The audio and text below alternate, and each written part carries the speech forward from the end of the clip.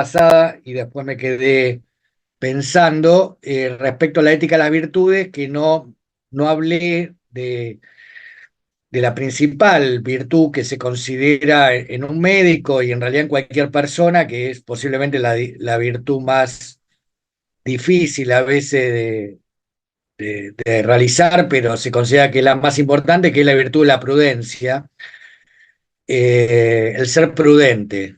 Y bueno, Profe, concepto difícil. Luna, tenés ahí, gracias, te agradezco. Tenías el micrófono prendido. no es Eh, que tengo una duda, perdón. sí, levantá la mano y cuando pueda te voy a reponer la mano. Ponelas en las aplicaciones, levantás la manito que hay ahí y yo te doy la palabra para organizar, porque si no es caótico.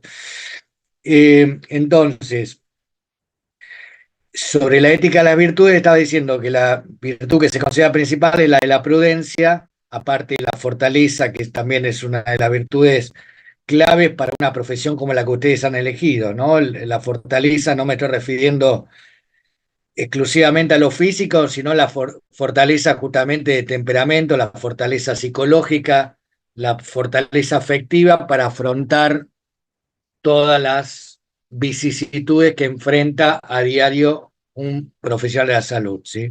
Fortaleza, templanza y justicia como virtudes principales. Luma, te escucho.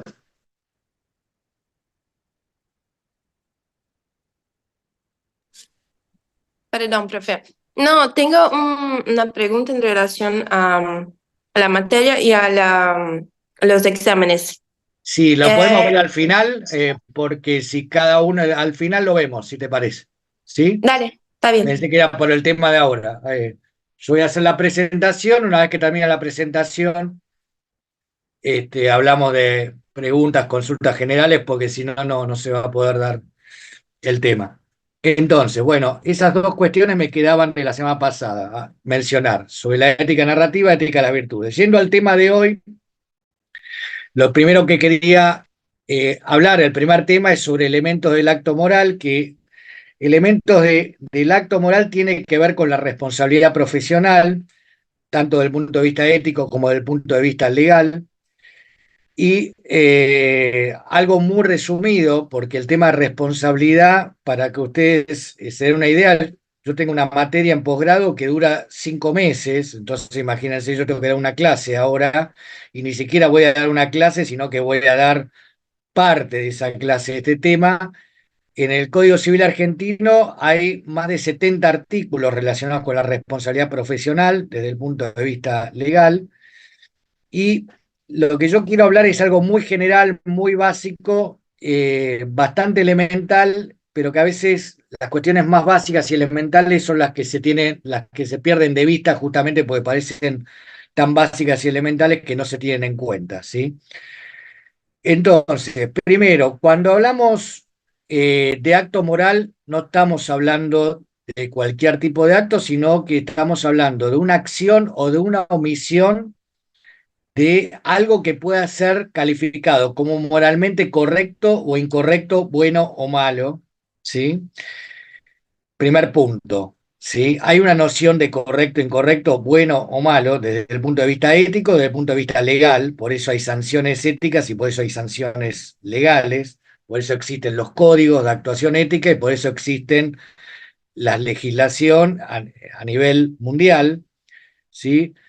Y esto que parece también muy elemental, muy básico, a veces se pierde de vista, ¿no? Yo a veces escucho a profesionales, escucho a alumnos, escucho a determinadas personas y a veces pareciera como que cada uno se rige por sus propias ideas, ni siquiera digamos normas, sino propias ideas que cada uno las va creando, las va inventando y va creyendo en esas ideas, lo cual no está mal desde el punto de vista de su proyecto de vida, pero después cuando uno convive, digo convive porque todos mal que mal convivimos en comunidad, en sociedad, eh, las normas propias son para dentro del ámbito de la individualidad propia de cada uno, digamos, para nuestra vida cotidiana, ¿sí? Entra dentro del ámbito de la intimidad y la privacidad, que cada uno elige su estilo de vida, su modo de vida y su proyecto de vida, ¿sí? Eso creo que estamos todos de acuerdo y está muy bien.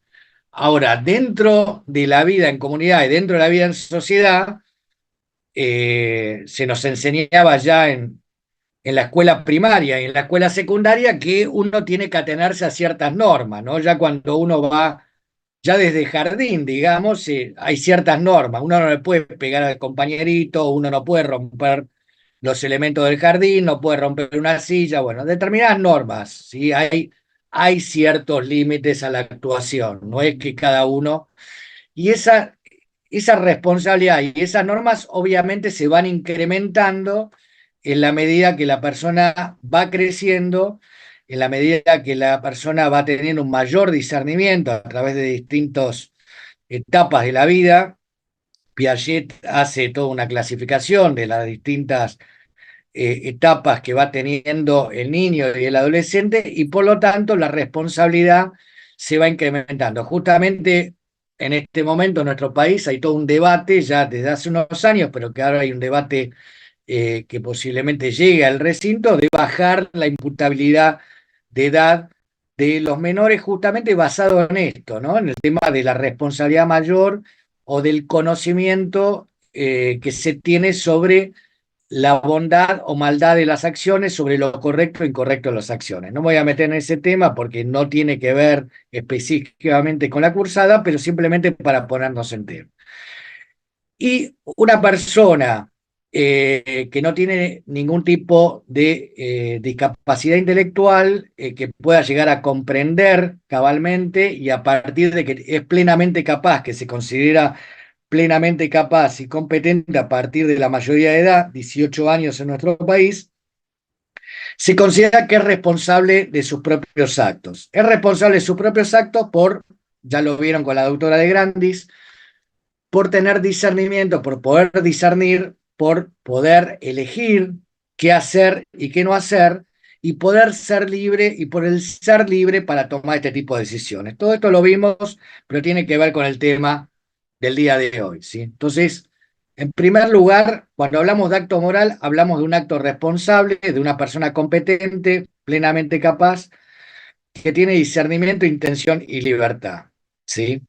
Eso como primera medida. Como uno puede elegir, y esto a veces choca contra lo que, vuelvo a repetir, con lo que lamentablemente cada vez escucho más en la vida habitual, profesional o no profesional, como yo tengo mis propias normas, perfecto. Dentro de tu casa vos tenés tus propias normas. Una vez que salís de tu casa ya no son tus propias normas, si uno no quiere tener inconvenientes frente a terceros, ¿sí? ¿Por qué? Porque choca obviamente con las normas de terceros y porque choca con normas sociales y normas convencionales, ¿sí? Entonces, en primer lugar, este tema del acto moral. En segundo lugar, ver lo que se analiza es ver qué es lo que uno hizo, ver qué es lo que uno hizo y ver qué es lo que uno no hizo cuando debería haber hecho algo, ¿sí? Algo que se le pide, que se le exige, en algo en el cual uno se puso en la situación de tener que cumplir con ese algo solicitado, ¿sí? También lo decía en otro curso, o sea, a mí no se me va a exigir una responsabilidad respecto a una acción médica, simplemente porque yo no estudié medicina. A mí se me va a exigir respecto a respetar los plazos de un cliente, presentar los recursos. Si el juez me intima a presentar un trámite, mi cliente me va a exigir que yo los presente en tiempo y forma, y el juez lo mismo.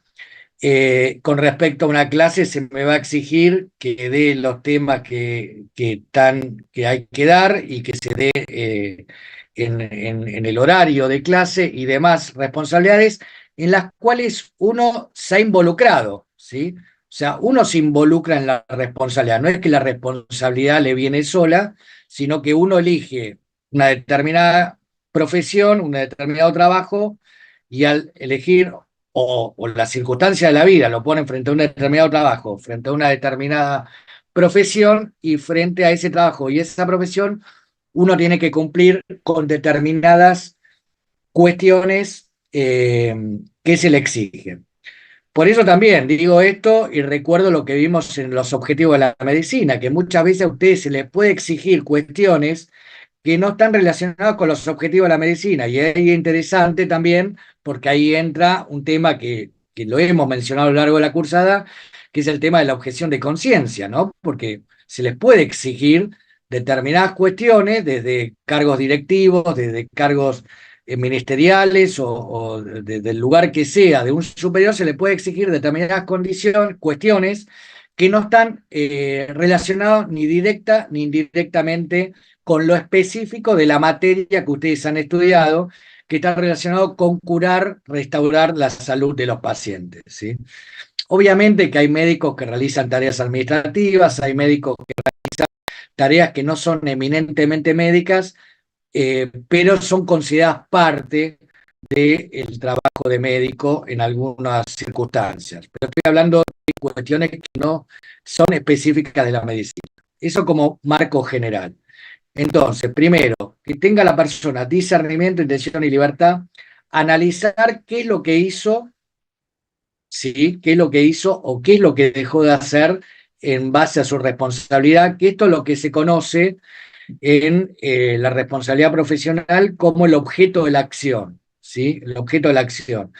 El objeto de la acción, como dice el texto que yo les he entregado, eh, no tiene que ver exclusivamente con el relato, con la descripción de la acción física, sino tiene que ver con la intencionalidad de la acción que uno realiza, la intencionalidad del acto médico, ¿sí? En este caso particular que estamos analizando. O sea, uno realiza una acción médica y ver por qué está realizando esa acción médica. No la intención que tiene la persona, sino la intención de la acción que está realizando, ¿sí? ¿Qué es lo que busca con esa operación, con esa intervención? Eh, ¿Qué es lo que busca con ese tratamiento que se le ha presentado al paciente, ¿sí? La intencionalidad del acto, el objeto, ¿sí? La descripción del objeto, ¿sí? Una vez que, ¿por qué se propone ese tratamiento? ¿Por qué no se propone otro alternativo? ¿Y por qué se considera que ese es lo mejor? ¿Cuál es el fundamento? ¿No? Esa sería la pregunta. El segundo punto a tener en cuenta, aparte de la intencionalidad del acto, es saber cuál es la intención de la persona que está actuando, ¿sí? O sea, de ustedes, del profesional de salud. ¿Por qué están realizando esa acción? ¿Cuál es el fin que buscan? ¿Cuál es el resultado que están buscando? ¿Cuál es el motivo o la motivación por el cual ustedes están realizando esa acción? Y este es el tema más, uno de los temas más conflictivos de mi punto de vista, porque generalmente cuando uno pregunta a un alumno, bueno, ¿qué es lo más importante? Y en general, en el lenguaje habitual, en el lenguaje cotidiano, uno cuando trata de eximirse de responsabilidad, dice, bueno, yo lo hice por tal motivo, ¿no? Todos decimos, yo lo hice por tal motivo. Esto lo hacemos desde que somos chicos hasta que somos muy grandes, ¿no? ¿Por qué hiciste esto? Y yo lo hice por tal motivo. Y en general, cuando uno dice, yo lo hice por tal motivo, busca justificarse en muchos casos, incluso omitiendo la intención real, o sea, engañando al oyente sobre la intención real, pero muchas veces no. Muchas veces uno cree que está haciendo algo con buena intención y realmente es con buena intención, pero en realidad lo que está haciendo no va a llegar a... la acción que está haciendo no es buena en sí misma o no es correcta en sí misma, ¿sí?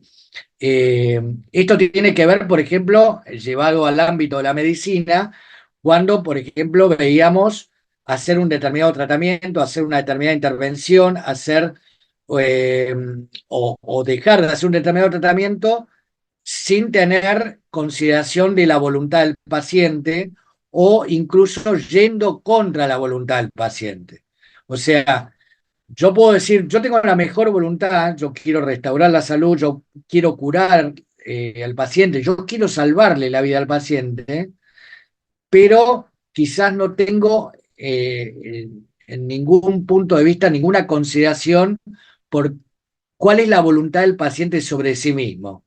Ya bastante sobre esto hemos hablado, la doctora de Grandi también se ha referido al tema seguramente, eh, y tiene que ver con este análisis de la conducta. No es solamente lograr un determinado resultado, que sería salvarle la vida al paciente, sino ver la intencionalidad, la intencionalidad y ver cuáles son las circunstancias también, que es el otro punto a tener en cuenta, de cómo se realizó la intervención del profesional de salud. ¿Cuáles son las circunstancias? Me estoy refiriendo al modo, al tiempo y al lugar en el cual se han actuado. Todo esto son objetos de reflexión desde el punto de vista jurídico-ético, ¿sí? No es solamente lograr un resultado, porque si no, es lo que vimos en las corrientes éticas, que muchas veces ustedes lo ven como algo teórico, abstracto, y que no tiene conexión con la realidad. Lejos de eso, desde el punto de vista jurídico tiene mucha conexión, porque el análisis jurídico y ético no es solamente se llegó a un determinado resultado, sino que el análisis jurídico y ético es cómo se llegó a ese resultado, por qué se llegó a ese resultado y los modos de cómo se llegaba a ese resultado, ¿sí? O sea, vuelvo a repetir, si fueron los modos adecuados, si fueron las circunstancias adecuadas, porque se le puede haber salvado la vida al paciente, se lo trató mal, se lo, se lo, no se lo tomó en consideración, hubo varias faltas de consideración a la voluntad del paciente o de respeto a la consideración de la voluntad del paciente, y todo eso va a ser tenido en cuenta respecto a el análisis de la actuación profesional, ¿sí? No es solamente, vuelvo a repetir, la obtención de un resultado, sino también las formas y los modos tienen que ver con una buena actuación profesional, que es una cuestión también de sentido común. Generalmente, cuando uno es atendido, digamos, a uno le importa no solamente, obviamente que es muy importante qué es lo que se propone, pero también creo que podemos coincidir que son importantes los modos, las formas, y si de repente a uno le proponen un tratamiento que debería hacerse en forma inmediata y le proponen que el tratamiento se lo haga prolongado excesivamente en el tiempo, posiblemente ese tratamiento no va a tener el resultado que podría tener si se lo hace en una forma más inmediata, siempre que esto sea posible, por supuesto, ¿no? Porque tiene que ver justamente con las circunstancias. O sea, en las circunstancias va a ser un punto trascendental en el análisis. Entonces, objeto de la acción, intención de la persona, circunstancias en las cuales se va a desarrollar el modo, el tiempo y el lugar, y finalmente tener en cuenta cuál es el resultado de la actuación profesional, ¿sí? ¿Cuál es el resultado? Obviamente que todos sabemos que la medicina es una ciencia no de resultados, sino de medios, salvo en determinadas especialidades bien puntuales, pero en general el médico se obliga a poner lo mejor de sí para tratar de lograr el mejor resultado posible, pero justamente dentro de las faltas éticas se podría llegar a considerar el asegurar un determinado resultado, ya que esto no es posible. Se puede estimar una probabilidad, se puede estimar una determinada posibilidad, pero no asegurar un resultado, justamente porque sabemos que la medicina no es una ciencia exacta, ¿no?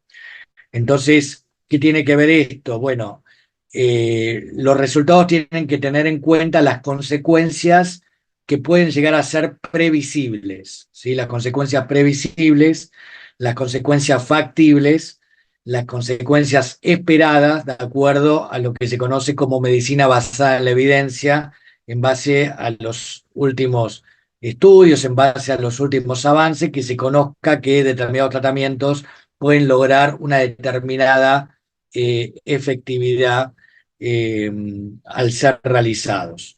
No va a ser tenido en cuenta, en consideración respecto a la responsabilidad, aquellos efectos que sean considerados imprevisibles, fortuitos o de escasa incidencia. ¿Sí? Imprevisibles, fortuitos o de escasa incidencia o envergadura, digamos, o de previsibilidad. Sí que siempre hay un área de un porcentaje pequeño de posibilidad de ciertas complicaciones, pero que forman parte de toda intervención médica. ¿Sí? Ninguna intervención médica es prácticamente 100% segura, siempre puede llegar a haber una complicación.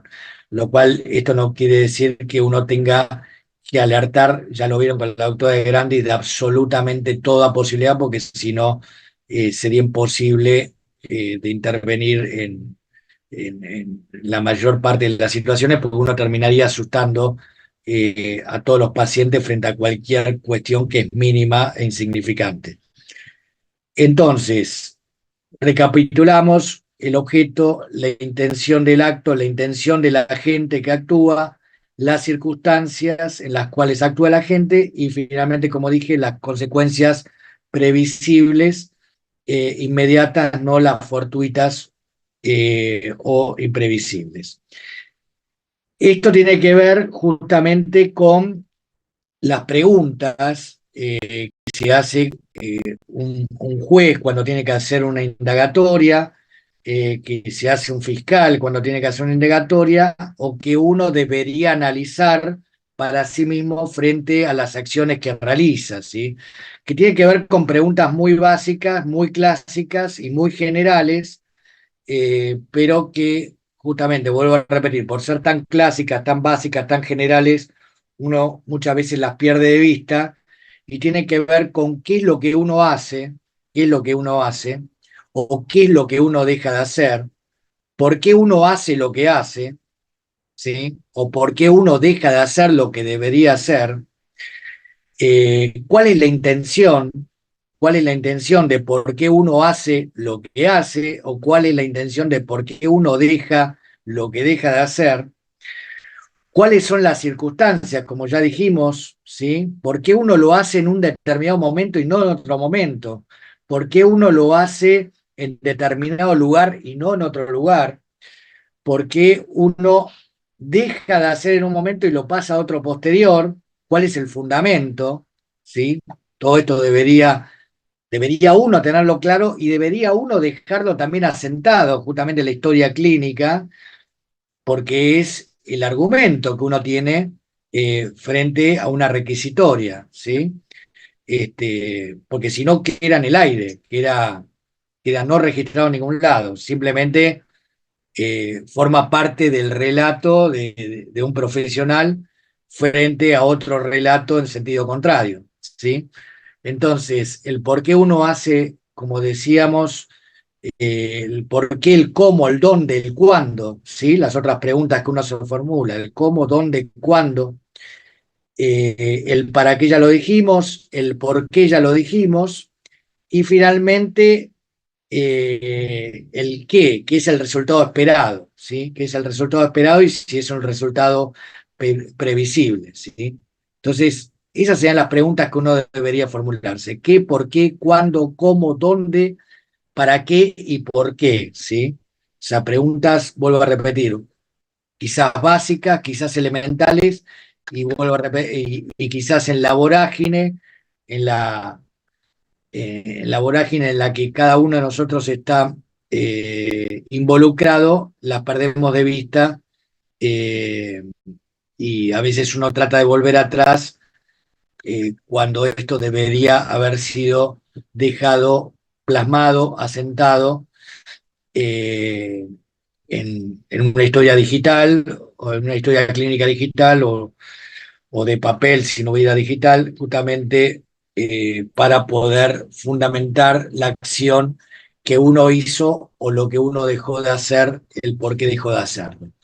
Esto, vuelvo a repetir, tiene que ver con la responsabilidad, con el análisis de la responsabilidad profesional desde el punto de vista ético y jurídico. Obviamente que dentro de ese análisis va a entrar todo lo que vimos del primer día, cuál es el conocimiento médico actualizado, si hay un conocimiento médico actualizado, si hay un análisis pormenorizado del caso, si hay una utilización de los medios, de los métodos validados por la comunidad científica, todo esto que se llama la Lex Artis, que lo vieron con la doctora de Grandi, y todo eso va a estar analizado, y después todo lo que fuimos viendo a lo largo de la cursada, ¿no? El respeto al paciente, a la privacidad, a la confidencialidad, la búsqueda del beneficio sobre el paciente, el respeto a la autonomía del paciente, la distribución adecuada de los recursos. Pues todas estas son cuestiones más específicas, digamos, ¿no? Si hay una consideración del principio de solidaridad y subsidiariedad, principio de defensa de la vida física, esas son cuestiones más específicas, pero desde el aspecto general y global de la responsabilidad tiene que ver con este análisis del objeto, la intención, las circunstancias y las consecuencias, los resultados de la acción que cada uno de ustedes vaya a desarrollar en cada una de sus acciones. Bueno, hasta acá el primer tema, 30 minutos exactos. El primer tema, después tengo que desarrollar, al menos en parte, tengo propuesto en el día de hoy el tema de dignidad de la persona. Pero quisiera escuchar si tienen algún comentario, alguna duda, alguna pregunta, alguna cuestión relacionado con esto que acabo de comentarles. O si algo que hayan leído del texto, el texto está, es de de la Facultad de Medicina de la Universidad de Chile. Bueno, y es un texto dado también para alumnos de cuarto y quinto año de medicina, por eso es que lo he elegido, porque me pareció lo más simple y más accesible dentro de la materia. Aparte está escrito por una médica, por la doctora Lorena Mozo, hace ya varios años que me lo ha facilitado y me pareció que es lo más accesible. No busco un texto jurídico que sería mucho más complicado de poder explicarlo, ¿sí?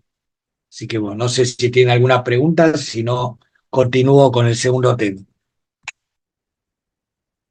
¿Vamos bien? Bueno, eh, segundo tema entonces, ya salimos de todo lo relacionado con responsabilidad profesional, que vuelvo a repetir, es un capítulo muy extenso, simplemente esto fue un pantallazo para que lo tengan en cuenta. El segundo tema del día de hoy está relacionado con la palabra dignidad, es un tema central en la bioética, es un tema que se viene hablando mucho desde tiempos inmemoriales, digamos, pero que ha tenido un gran desarrollo a partir de la finalización de la Segunda Guerra Mundial, ¿no? Desde la Declaración Universal de Derechos del Hombre, que se están cumpliendo 76 años, este año se cumplieron 75 años el 10 de diciembre pasado, justamente fue un aniversario importante de esa Declaración Universal de Derechos del Hombre, que mucha de la, creo que ya lo dije, pero lo vuelvo a repetir, muchas de las leyes que hay en materia de salud están relacionadas con la Declaración Universal de los Derechos del Hombre, y a partir de ahí hay todo un desarrollo de esta palabra que dice mucho y a veces dice nada, porque es un término que da lugar a distintas interpretaciones, da lugar a distintas posiciones y tiene una cierta quizás imprecisión o vaguedad, que por eso yo quería también tocar ese tema en clase. Y simplemente le voy a dar un comentario al pasar que no lo es desconocido, justamente lo hablaba con los docentes esta semana, es generalmente desconocido en nuestro país, eh, que a mí me llama la atención la importancia que tiene el tema, entre otras cuestiones.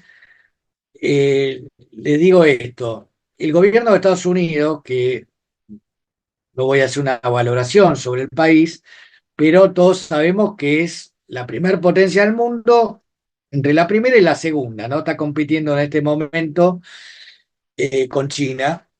Tiene una comisión de la mayoría de ustedes no lo deben saber, tiene una comisión de bioética, el gobierno de Estados Unidos tiene una comisión de bioética que lo asesora, una comisión específica de bioética que lo asesora en temas relacionados con la materia, ¿no? Hasta ahí, eh, eso le puede llamar la atención, pero bueno, es eso.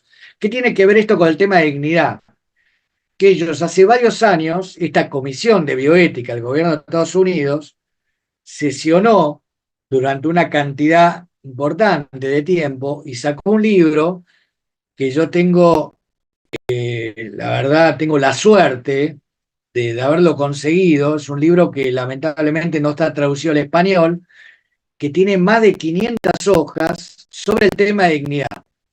Y lo digo esto porque a veces uno pierde la perspectiva, ¿no? Del tema, pero digo, a ver, una cuestión de lógica. Lo primero, cuando yo vi ese libro, que es muy voluminoso, con las opiniones de todos los expertos que trabajan en esta comisión de bioética del gobierno de Estados Unidos, lo primero que me llamó la atención, yo lo he leído más de una vez el libro, y digo, bueno, a ver, si esta gente, primero, tiene una comisión de bioética, y si esta gente que tiene millones de problemas, mucho más que lo que podemos tener cualquiera de nosotros, ha dedicado a escribir, a editar, a publicar y a estudiar el tema de dignidad durante una cantidad importante de tiempo, llámese meses y años también, al tema de dignidad, algo de importancia debe tener este tema. No sé, fue el primer pensamiento. Puedo estar equivocado, obviamente, pero digo, ustedes saben que los americanos, ya lo hablamos en clase,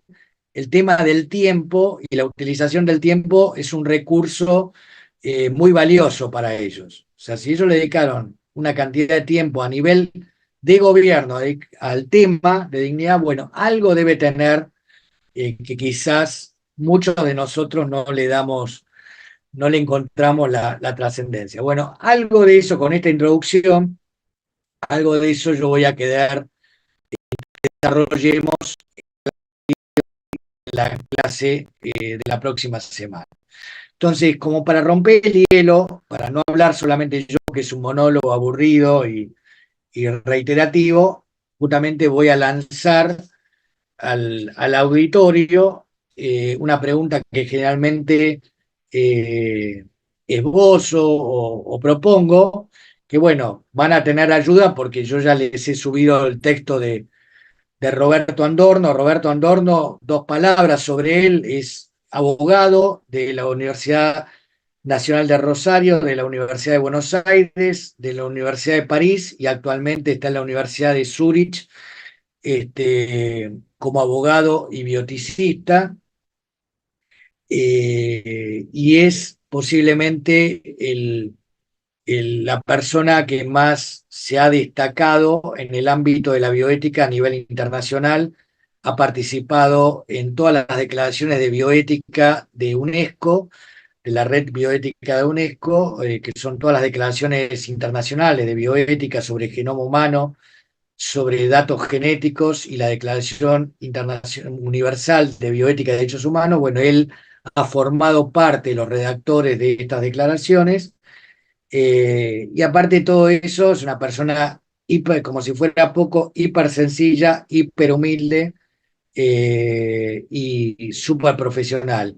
¿Y por qué he subido el texto de él? Porque aparte de todo eso, considero que el texto es bastante, muy accesible, bastante simple de leer y posiblemente en lengua hispana haya sido el autor que más ha estudiado el tema de la dignidad. Así que bueno, dicho esto, dejo esa pregunta. O sea, ¿qué entienden ustedes en lenguaje coloquial, en un lenguaje no técnico, de esta palabra que uno la escucha habitualmente y muchas veces no nos detenemos a pensar de qué hablamos cuando hablamos de dignidad, sino que simplemente uno repite, no habla de condiciones de vida indigna, habla de muerte digna o muerte indigna, habla de salario digno o indigno, bueno, habla de un montón de cuestiones relacionadas con la palabra dignidad y en realidad no nos paramos a pensar muchas veces de qué estamos hablando realmente, ¿sí?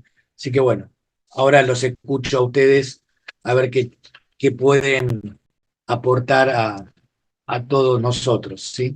Así que bueno.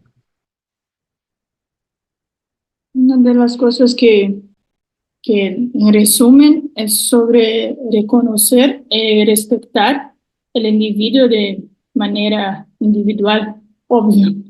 No degradar, no discriminar, no sé. Él deja muy claro eso en sus palabras, en texto todo. Ujú.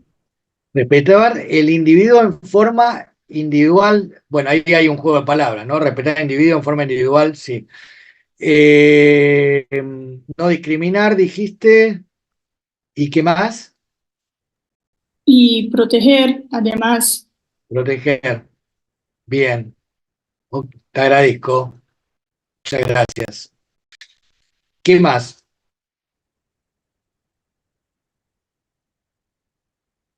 No sé, segundo la Declaración de Derechos Humanos, es algo inherente del humano, la dignidad, o sea, ¿Qué el es inherente civismo del humano? propio del humano, o sea, desde que se considera humano, inherente de él, o sea, pertenece a este sujeto. Sí, ahí nos metemos en el segundo tema que es más polémico y tiene mucho que ver con la bioética, que sería lo propio del humano, ¿no? Eso va para una segunda parte que seguramente lo vamos a desarrollar la próxima semana. Inherente como lo propio del humano. Sí, fíjate que antes hablábamos del otro tema, acto moral, perdón, y algo que yo no dije, o sea, cuando hablamos de un acto moral estamos hablando de acto de humanos. O sea, no hablamos de la moralidad de si un perro es moral o inmoral, o si no sé, un gato es moral o inmoral, o un lobo es moral o inmoral. Hablamos de seres humanos que tienen moralidad o no tienen moralidad, son inmorales o son amorales, ¿no? Estamos hablando siempre de seres humanos. Eh, y estamos hablando, ya lo dijimos, de seres humanos que pueden tomar decisiones, ¿no? Porque, bueno, obviamente que hay seres humanos que podrían no llegar a tomar decisiones por su edad o por alguna discapacidad que haya congénita o adquirida. Este, pero está bien lo que vos decís, una propiedad del ser humano, o sea que en principio estaríamos excluyendo al resto de los seres vivientes. ¿Qué más?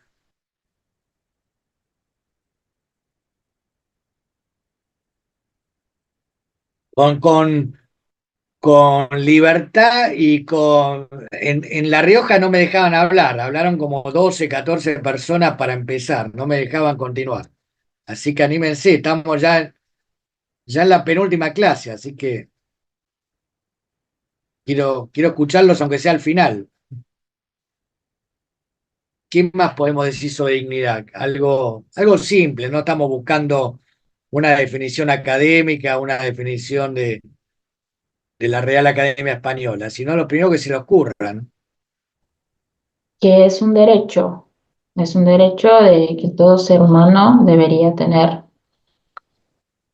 de ser respetado, Sí, valorado. es interesante lo que decís, a ver, ahora lo podemos analizar. Un derecho de ser respetado, ser valorado. Y como una Ok, como una persona individual, como un individuo, ¿no? sí, En sin todas duda. digamos, las áreas social, Sí. Me haces acordar, yo el PowerPoint, yo tengo un PowerPoint muy largo, yo a este tema le dediqué muchos años y tengo un PowerPoint que después se lo voy a subir. eh, Tengo distintas versiones. La versión más larga tiene 170 filminas. No se la voy a subir esa, tengo una un poquito más corta, pero justamente hay una definición de una filósofa de posguerra que se llama Hannah Arendt, eh, que es una de las grandes filósofas del siglo pasado, que habló sobre todos estos temas del totalitarismo, de la libertad y de los genocidios, y bueno, y ella hablaba de la dignidad como el derecho a tener derechos, ¿sí? Derecho a tener derechos. Es una definición que ella daba de dignidad. El tema del respeto, bueno, está muy presente en Roberto Andorno, ¿no? Justamente él hace una sinonimia entre dignidad y respeto. ¿Qué más? ¿Qué más podemos pensar sobre esto? Porque, a ver, una cuestión va llevando a otra, ¿no? Decimos derecho, Eh, decimos respeto y podemos decir por qué respeto y por qué derecho, ¿no? O sea, poniéndonos en Doc, difíciles, digamos, ¿no? a mí me Sí, resuena mucho el tema de la igualdad entre sí, uno. a O ver, sea que estaría, claro, la dignidad está intrínseca de cada uno, pero como que pone ahí esta igualdad entre todos. ajá, sí, ¿y qué pasa con ese tema? ¿Qué es lo que te hace ruido?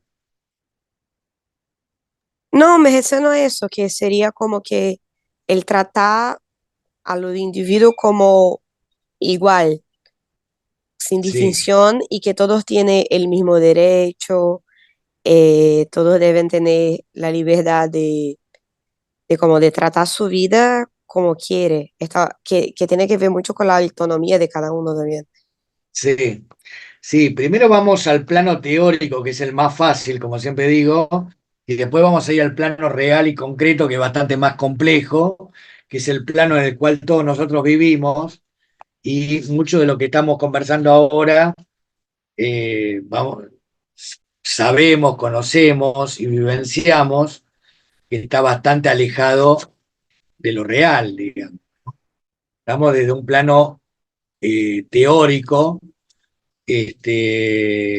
ideal, si se quiere, y después, bueno, llegamos al plano, este plano teórico ideal, lo llevamos al plano concreto, real, que en una gran cantidad de circunstancias, situaciones, se choca totalmente de frente entre esto que estamos expresando y lo que vivimos en el día a día, ¿no? Pero bueno, estamos diciendo varias palabras que son interesantes, ¿no? El tema de la igualdad, el tema de los derechos, el tema del respeto, el tema de la no discriminación, el tema de la no distinción, el tema de el mismo derecho y autonomía. ¿Qué más? ¿Algo más que se les ocurra? ¿no? Cuando él habla sobre las dos perspectivas de utilitarismo y científico, este momento, no sé, porque qué bueno que hay doctores que les gusta la parte de todo y la de ser útil o no, porque ni siempre la voluntad del paciente es una cosa que está de igual, no sé, con los valores de los doctores, de la institución, no sé, principalmente sobre las cosas de clonación, de las controversias que hay en la medicina, el avance, todo. Sí, hubo un momento se te cortó el audio y justo era cuando estaba diciendo la idea y quedó por la mitad. No, No entendí. A ver, vos dijiste utilitarismo y después dijiste la parte, científico. Sí, sí, que hay dos caminos, ¿no? Como son dos perspectivas. Seguir la parte útil de la medicina porque necesita, por la necesidad, y la parte científica de investigación, de lograr un deseo que antes no podría, pero ahora con las cosas no sé, las prácticas que están cada vez más avanzadas, es posible lograr la clonación, la elección del sexo de bebé, esas cosas que hay que estar de acuerdo, ¿no? Con los valores del doctor, de la institución. Y qué bueno que hay doctores que pueden elegir este camino y otros que no les gusta, pero puede derivar, no sé. Ujú. Está bien. Sí, ahora lo que plantea el autor es cuál camino sería, porque eso también es la pregunta que muchas veces nos hacen, ¿no? A nosotros como docentes. Eh, a veces se confunde como que hay distintas opciones como una especie de carta, de menú, digamos, de restaurante, y que da todo lo mismo, ¿sí? O sea, da lo mismo ser utilitarista, liberal, virtuoso, personalista, no sé, eh, contractualista, da todo lo mismo. Y en realidad no, justamente uno muestra las distintas corrientes porque son distintas formas de actuación y son distintas formas de hacia dónde uno dirige el avance científico o hacia dónde no se dirige, digamos, ¿no? O sea, hacia dónde va la ciencia, básicamente. O sea, así nace justamente el análisis de la bioética, cuando en Alemania nazi se decía, bueno, a ver, vamos a hacer todo esto con esta gente, y después de la Alemania nazi también se siguió haciendo, y se sigue haciendo al día de hoy. Vamos a experimentar con personas contra su voluntad, sin su voluntad, por el avance de la ciencia. Bueno, eso significa, tiene un significado y tiene un contenido. Hoy, por ejemplo, un alumno, a ver, para bajarlo a tierra y para que se entienda, un alumno en la clase que acababa de terminar hace un rato, me preguntaba eh, con el tema de cómo tratar a los pacientes en el ámbito hospitalario en los residentes, ¿no? Cuando entran varios, o estudiantes, mejor dicho. Cuando entran varios alumnos, por ejemplo, y inspeccionan o tratan de aprender con un paciente, que es un tema también controversial y tiene que ver con esto que estamos hablando, con el tema de la dignidad, ¿no? O sea, que por un lado, el estudiante de medicina aprende con otras personas que son pacientes, eso por un lado, que es una necesidad de conocimiento, de aprendizaje, y por otro lado está el tema de la privacidad, de la intimidad, está el tema de la dignidad, ni más ni menos, de que una persona puede llegar a ser revisada decenas de veces en un día por un montón de gente que no tiene ni idea de quiénes son, ¿sí? Es un ejemplo concreto de dignidad, si se ve afectada o no se ve afectada. Bueno, cada uno puede sacar su propia conclusión. Entonces, no es un tema fácil, para empezar, como ningún tema de bioética es un tema fácil, eh, pero un poco tratando de tomar lo que vos dijiste, no es una cuestión de, bueno, uno puede tomar un camino y está bien, y uno puede tomar otro camino totalmente opuesto y también está bien. En realidad, cada camino tiene una consecuencia y no va a ser las mismas consecuencias que si tomo un camino A, B y C, y eso es lo que ustedes tienen que ser conscientes de eso. O sea, no es lo mismo todo. No es lo mismo ser democrático que ser antidemocrático. No es lo mismo estar a favor de esto que estar a favor de esto otro. No es lo mismo. Todo tiene consecuencias sobre todos nosotros, lo veamos o no lo veamos, lo sepamos o no lo sepamos. ¿Sí? O sea, lo que se juega con la bioética tiene que ver con la sociedad, como por ejemplo, para salir del ámbito médico, el tema del cambio climático que siempre, de algún modo o de otro modo, yo se los menciono. No es lo mismo destruir todo el medio ambiente que no destruirlo. Hay gente que destruye el medio ambiente y otra gente no destruye el medio ambiente. Cada uno hace lo que tiene ganas. No es lo mismo. No es lo mismo porque eso va a tener consecuencias para todos nosotros. ¿Sí? No es lo mismo empezar a echar a todos los árboles que uno encuentra, y bueno, uno tiene ganas de echar árboles, tira todo abajo, y otro si no tiene ganas no lo hace. Bueno, esto es lo mismo, no es lo mismo. no es lo mismo faltarle el respeto al otro que no faltar el respeto, exagerando un poco, ¿no? Todo tiene consecuencias. Ese es el primer punto, darnos cuenta que lo que nosotros hacemos tiene consecuencias. Tiene consecuencias para el otro, para nosotros y para toda la comunidad. ¿Sí? Lamentablemente esto nos damos cuenta solamente cuando nos afecta a nosotros, cuando afecta a un tercero. Pero todo lo que hacemos en estos temas va a tener repercusiones. Es la sociedad que nosotros estamos armando y es la sociedad que armamos a futuro. Muchas veces perdemos de vista esto porque ahora no hay una noción de lo que uno hace tiene que ver con la función social. Pero cada cosa que uno hace o deja de hacer tiene una repercusión. ¿Sí? Aun cuando la repercusión sea mínima, siempre hay una repercusión. Y muchas veces la repercusión, incluso uno a veces no es consciente de la repercusión que uno realiza, ¿sí? A ver, yo le voy a ser totalmente franco, yo muchas veces doy clase y la verdad que a veces digo, ¿para qué doy clases si la verdad que a nadie le interesa mucho la clase que uno da y demás? Y de repente a veces después de varios años me escribe un alumno, ¿sabe qué, doctor? Aquello que usted me dijo. Bueno, son pequeños, obviamente son excepciones, son pequeños casos, pero esas son sorpresas que uno tiene como docente. Y digo, bueno, algo de lo que alguna vez dije, a alguien le hizo sentido y le sirvió para algo.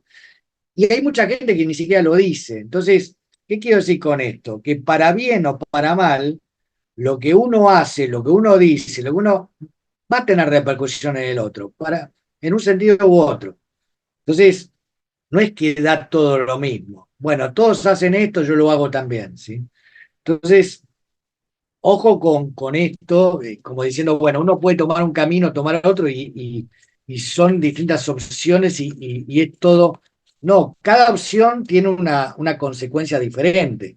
Por eso también hay responsabilidad ética y por eso hay responsabilidad legal. Si no, simplemente vuelvo a repetir, ¿qué diferencia hay para uno entre comer un determinado alimento u otro? A menos que uno no tiene una contraindicación, no habría ninguna diferencia.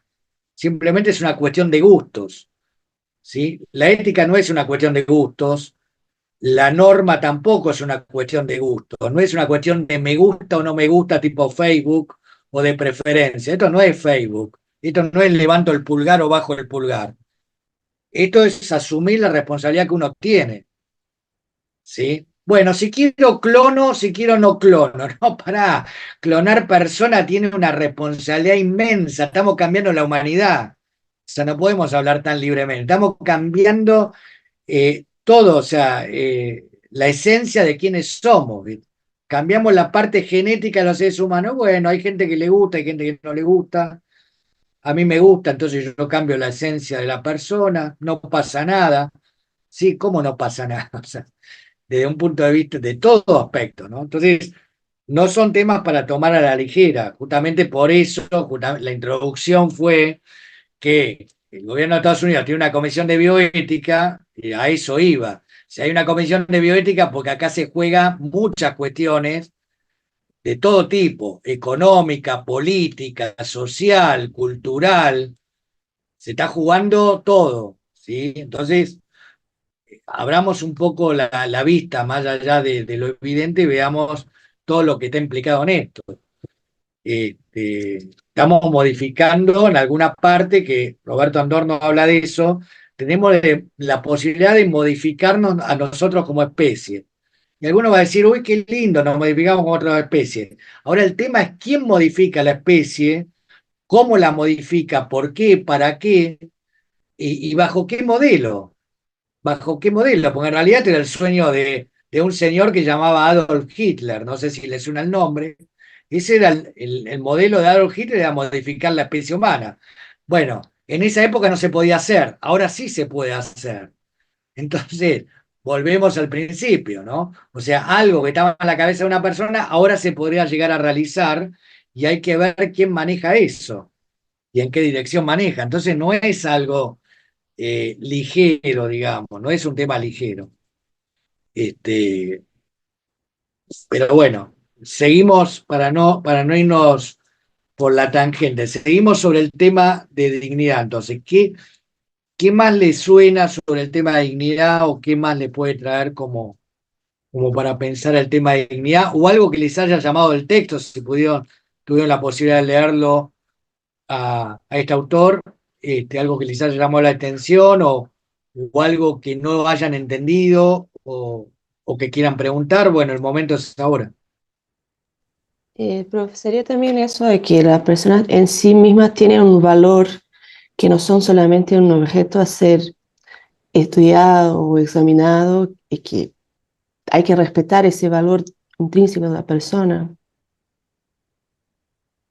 Y está bien, la idea es maravillosa, estoy plenamente de acuerdo. Ahora yo te hago la pregunta de, de juez complicado. ¿Y por qué hablamos que tiene valor? Y bueno, Porque, porque es una persona, no sé. a ver, esto que parece tonto y quizás uno dice, bueno, sí, obvio, porque es persona. Sin embargo, a lo largo de la historia, hoy por hoy, buena parte del planeta se está destruyendo, digamos, y entonces el concepto de dignidad y el concepto de persona no está muy claro. En este momento están matando miles de chicos y de mujeres. Mientras nosotros estamos dando esta clase, están bombardeando eh, varios lugares en el mundo, ustedes lo saben, y ahí no se ve muy claro el concepto de valor, ni de dignidad, ni de persona, ni de nada. ¿Sí? Disculpa, Doc, Pero pero ahí no sí, entra, o sea, el sentido de lugar, tiempo, porque, viste, dijiste, me imagino en la situación de juez preguntando a la doctora, eh, estamos hablando, la doctora podía contestar, tipo, estamos hablando en sentido de Argentina, y Argentina determina qué dignidad es, y el ser humano es, por sí, qué estamos en este lugar, tiempo. sí, Pregunto, a ver si... está bien tu comentario, sí, y ahora te lo voy a responder, sí. Entonces, yo fui al extremo justamente para mover y para despertar al auditorio, es correcto tu comentario, en el sentido de que podría ser un comentario extremo, bueno, estamos hablando de un país. Vamos a Argentina entonces, si preferís. ¿Qué pasa con el concepto de dignidad en el ámbito hospitalario? ¿Se cumple, no se cumple, se respeta, no se respeta? Me hiciste ¿Qué? acordar el ejemplo del hospital escuela, donde van varias personas a revisar un paciente. Sí, Vuelvo a pensar, no sería lo mismo lugar, tiempo, porque el lugar es un hospital escuela, donde la persona tiene o no la prepaga de este hospital y sabe más o menos, no tiene idea qué es un hospital escuela, donde va a enfrentar este tipo de situación y a futuro está, o sea, podemos argumentar que está ayudando a una mejor sociedad. Hay una implicancia social, o sea, la comunidad, como dijiste antes, pero porque es un hospital escuela, está ayudando a que personas se formen, tengan conocimiento. ujú, sí. Si querés salimos del hospital escuela, pero también te puedo desde otro lugar decir si todas las personas que están en un hospital escuela saben que están en un hospital escuela, para empezar. No, no, me imagino que no. No, Dije en manera no, general. Bien, entendí. no. No, te digo, yo conozco hospitales escuela del interior del país, no tienen ni idea los pacientes que están en un hospital escuela, no saben ni lo que es un hospital escuela, para empezar. Aparecieron ahí, no saben ni cómo aparecieron, ni cómo están ahí, no tienen familiar, no tienen nada, y le dice Disculpa, usted, ¿eh? disculpa, ¿Cómo? te hago una consulta más. En el Sí, sentido de, digamos, de un hospital escuela del interior, ¿no sí. sería porque también lugar y tiempo? Porque, nada, la población de esta región, o sea, no tiene un nivel de escolaridad o conocimiento tan amplio, entonces se juzga o se entiende a partir de este lugar, tiempo. Vuelvo a lo mismo, a ver si hace sentido. A ver, entiendo hasta ahí, a ver, se juzga, quedó la pregunta por la mitad. Perdón, se juzga teniendo en cuenta que en este lugar, que es un interior, en este tiempo, que son personas que todavía no tienen el conocimiento o la escolaridad, por así decir, se Sí, entiende que las medidas tomadas para esta población que, por ejemplo, no sabe que es un hospital escuela porque es interior, sí, sí. eh, nada, Sí, sí, se tiene sin por ánimo de, entendido. sin ser peyorativo con el interior, ni mucho menos, al contrario, ¿eh? Ojo. Pero te corrijo por la duda, porque alguno va a pensar que yo digo porque el interior tiene de conocimiento, no, no, No, no por va por favor, ahí. dije, Sí, sí, sí, disculpa, sí. Sí, hay que tener cuidado con las palabras, por eso, porque después Vos pensás, aparte que todo se graba y después alguno va a decir, uy, dijeron que por ser el interior hay que tener cuidado con las Disculpa, palabras. error, mi gente. No, Perdón. no, pero entiendo hacia dónde querés ir. Y entonces continúa con la idea. Entonces, no sé, se juzga, se estudia el caso con la metodología Sí, correcta, sí, teniendo en cuenta que en este lugar, que es un ejemplo, vuelvo a sí, decir, sí, sí, imaginario del interior, sí, sí, donde posiblemente esta población no tiene un nivel de escolaridad muy amplio, por decir. sí, O sea, las actitudes de la doctora, de esta mi colega que estaba hablando, sí, fueron envasadas en este lugar, tiempo, con las herramientas que tiene, hizo por eso, o sea, por no tener tantas herramientas o por la población no tener tanto conocimiento sí. o lo dejó de Bueno, hacer por eso. Ah, lo claro, que fue.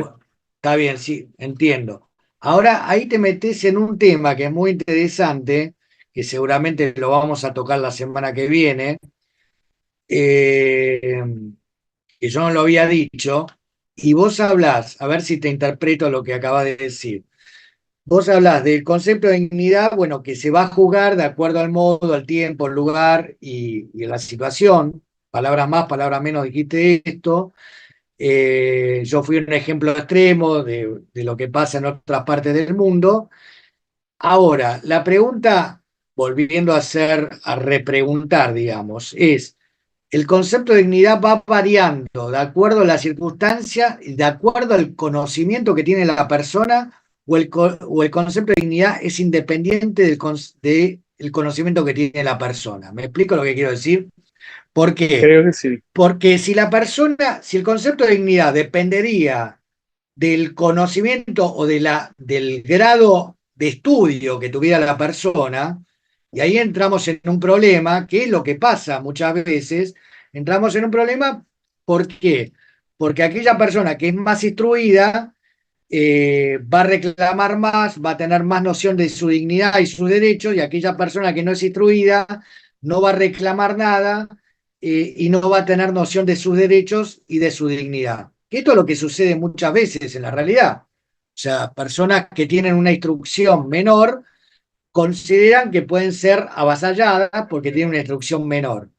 Y en sentido contrario, y muchas veces totalmente opuesto, aquella persona, no solamente, no instruida necesariamente, sino persona con un determinado poder económico, considera que por tener un determinado poder económico puede exigir absolutamente cualquier cosa, porque tiene poder económico, ¿sí? Y considera que tiene más dignidad que nadie y que está por encima de cualquier otro, porque tiene poder económico. Entonces exige. Entonces serían los dos extremos, por así decirlo. Entonces, volviendo, no sé si interpretás hacia dónde quiero ir, que eso lo vamos a ver, vuelvo a repetir, la próxima semana, si el concepto de dignidad es externo o interno y si depende de consideraciones externas o no, ¿sí? Porque si no, justamente ahí entraríamos en un concepto de dignidad que sería móvil, que sería maleable, que sería subjetivo, si se quiere, y no un concepto objetivo. ¿Se entiende? No sé si Creo estás que de sí. acuerdo o No, tenés algún. lo estoy pensando desde otro punto. Lo A llevo ver, más a la medicina, que o sea, un sí, poco más fácil. Y, sí. Y profe, ¿cómo esta? Espera, espera, Perdón. espera, espera que se van a chocar las dos. Te escucho. Después te doy la palabra, Pereira, después te doy la palabra. bueno, bueno, bueno. Sí, Perdón. Tener en cuenta que esta población X del interior es un ejemplo, vuelvo a decir. sí, sí, eh, sí, el concepto de dignidad lo tenemos, por ejemplo, lo da los derechos humanos, que es un derecho de ser valorado positivamente, que ser respetado, privacidad, etcétera. Y como esta persona, vuelvo a decir, un ejemplo del interior, es una persona enferma, vulnerable, la tendríamos que explicar un poco más las cosas. Eh, a lo que voy. Acá es un hospital escuela, te van a revisar pacientes, te van a revisar médicos, información. Ya en una ciudad grande, es un ejemplo, voy a decir, tenés el concepto de dignidad para los mismos pacientes, pero no tenés que explicar tan sencillamente lo que va a pasar. Es más o menos eso, tener en cuenta quién vas a atender, a qué población vas a estar en Sí, contacto, es pero como el el concepto de consentimiento dignidad se informado. mantiene. Vos le explicás de acuerdo al nivel de comprensión de la persona, ¿sí?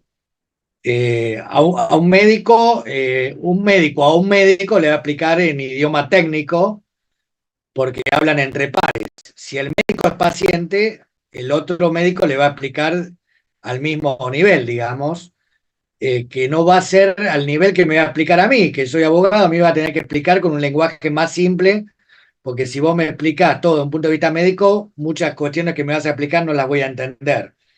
No Claro, pero el necesariamente. concepto de dignidad se mantiene hasta de un médico a de un médico. Lo tengo que tratar con Sí, respeto, es un colega. Es un bueno, a eso concepto iba, amplio a y eso iba, global. sí, a eso iba. Si se modifica o no de acuerdo al nivel. Y después dijiste algo, ahora le voy a dar la palabra a Pereira, a Priscila, para que haga su aporte.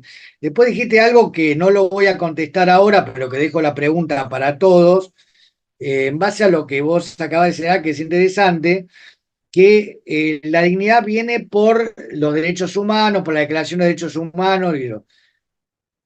Justo ayer fui alumno, como ustedes son alumnos, ayer fui alumno de un curso de estos temas de Derecho Internacional de Derechos Humanos en la UBA. Estuve yo escuchando una clase de 3 horas, igual que ustedes están escuchando ahora, y justamente se hablaba de esto. O sea, si los derechos humanos vienen por la Declaración de los Derechos Humanos, valga la redundancia, o vienen por otra cosa. O sea, la pregunta concreta es, ¿qué pasa si no hubiera Declaración Universal de Derechos del Hombre? La dejo la pregunta formulada, anótenla y la vemos o más tarde o la vemos la semana que viene, porque esa también es una pregunta que le sirve al profesional de la salud, porque tiene que ver con la diferencia entre lo legal y lo ético también. O sea, ¿qué pasa si no hay declaración de derechos del hombre? Ustedes me van a decir, bueno, sí, pero existe. Bueno, ¿qué pasa si no se cumple? ¿Qué pasa si no se respeta? ¿Por eso deja de existir? Bueno, esa es la pregunta.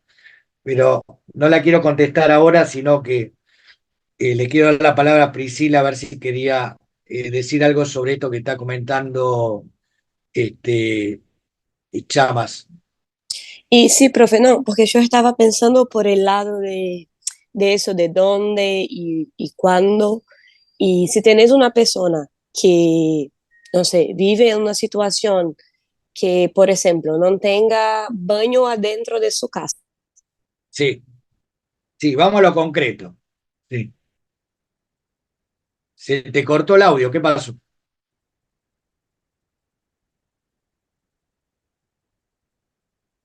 ¿Hola? ¿Me escuchan a mí? Sí. Y, Pero, te- te- a ver, espera, Priscila, te quedaste sin audio. Hola, ¿me escucha, Sí, profe? ahora sí, ahora sí. Ah, bueno, sí. Tenés ahí Dijiste una una persona persona, que no tiene baño en su casa, por ejemplo, y no tiene ahí agua esa persona, potable. claro, Sí, esta persona está siendo atendida en un centro de salud que, bueno, está ahí en una sala compartida y le están tratando y todo. Y le preguntas a ella, ¿cómo está siendo tratada? O sea, la condición que ella está teniendo ahí es mucho mejor capaz que tenga en su casa. Y para ella va a decir, bueno, está todo muy bueno.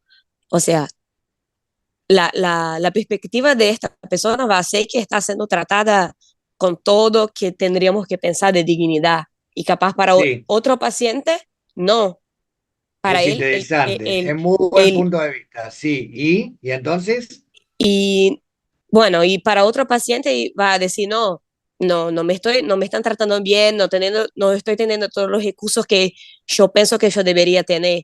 Y así, o sea, creo que cambia este parámetro de la dignidad, no solamente globalmente, pero lo que cada uno piensa que sería los derechos y particularidad que tendría que haber sido tratado. sí, es interesante. A ver, la noción de dignidad, como otras nociones en bioética y en medicina, y eso es lo difícil que tiene de hablar de estos temas, no sé qué, después me gustaría escucharte, llamar si querés aportar algo que esto que dijo Priscila o el resto, tiene una noción subjetiva, como vos decís, y tiene una noción objetiva también. pero una noción subjetiva tiene claramente, por esto que vos mencionás, y es un muy buen ejemplo el que acabás de dar, y te agradezco porque lo que yo busco en la cursada es justamente que ustedes piensen los temas, que bajen lo teórico a lo real, digamos, ¿no? Para que se entienda. Tiene esta noción subjetiva que capaz que la persona no la están atendiendo de la forma que la están atendiendo, de que deberían, perdón, atenderla, desde ciertos parámetros mínimos, digamos, de actuación, correctos, pero quizás esa persona vive en una determinada estructura edilicia o habitacional, que hace que se sienta que está en las mejores condiciones, ¿no? Entonces, lo que vos decís, y de repente otra persona que tiene otras condiciones de vida, va a esa misma institución, es atendida del mismo modo, y dice, no, esto la verdad que es lamentable. Que eso es lo que pasa también muchas veces, cuando uno dice, me atendieron bárbaro o me atendieron mal, y quizás uno hace, hay, por eso lo difícil, vuelvo a repetir, que es hablar de estas cuestiones, porque uno dice, bueno, yo hice lo mismo, yo hice lo mismo. Uno da una clase y alguno va a decir, esta clase me recibió, y otro va a decir, no, esta clase fue aburridísima. Y uno dio la misma clase a dos alumnos, y un alumno le pareció que no sirvió para nada, y otro alumno le pareció que lo movilizó. Y dio la misma clase, y a uno le llega de una manera y a otro le llega de otra. Tiene que ver una cuestión de subjetividad, pero también una cuestión de objetividad en el sentido de que uno, yo como docente, cuando doy una clase, y uno como médico, cuando está en una práctica, tiene que tener ciertos parámetros objetivos de que debe cumplir. Y esos parámetros más objetivos tienen que ver con las normas éticas y con las normas legales, es decir, bueno, cuando en la ley de derechos del paciente hablábamos de un trato digno, respetuoso, después, claro, puede haber una interpretación sobre qué es el trato digno y respetuoso, pero dentro de cierta variabilidad de interpretación, hay cuestiones que son inobjetables.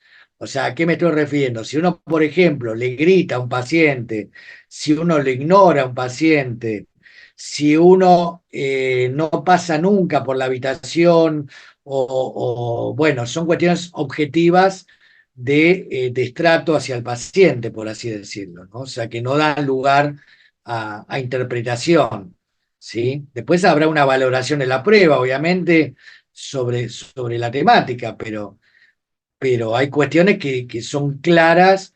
Si uno le grita a un paciente o lo trata, vuelvo a repetir, lo, lo ignora en sus solicitudes, bueno, hay una cuestión objetiva. Está bien, uno puede argumentar por qué no fue a atenderlo, pero bueno, va a tener que fundamentarlo, ¿se entiende? Pero hay cierto grado, si a eso apunta tu comentario, que es muy interesante, hay cierto grado, por eso lo dije al principio, que no es fácil, o mejor dicho, es relativamente fácil hablar sobre el tema de dignidad, es mucho más complejo cuando uno lo lleva al terreno concreto y práctico y de ver cómo se aplican estos conceptos, esta idea de dignidad.